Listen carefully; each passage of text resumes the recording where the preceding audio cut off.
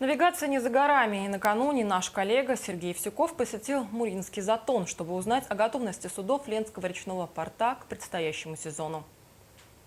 Традиционно начало апреля – время завершения судоремонтных мероприятий в затоне. И особое внимание прежде всего уделяется работам на буксире Юрий Арбатский, так как от его плавучести зависит судьба других плавсредств. Не только весной, но и осенью перед ледоставом.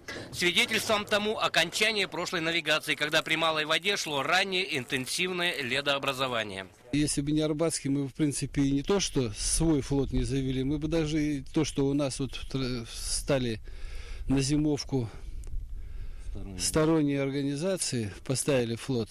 Так что вот мы как-то бы и поставили. За счет того, что теплоход мощный. Взгляд с внешней дамбы на затон подтверждал слова механика.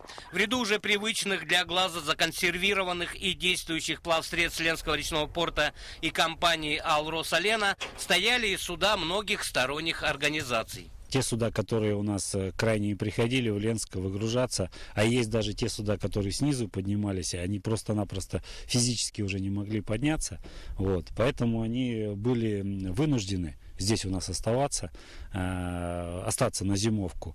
Поэтому значение затона трудно переоценить, говорят специалисты порта. Да и изменения температурных режимов, которые фиксируются в последние годы в регионе, научили речников быть мобильными. Сейчас идет подготовка к сборке, завершаются сборки и ремонта дизеля, опрессовка топливной аппаратуры.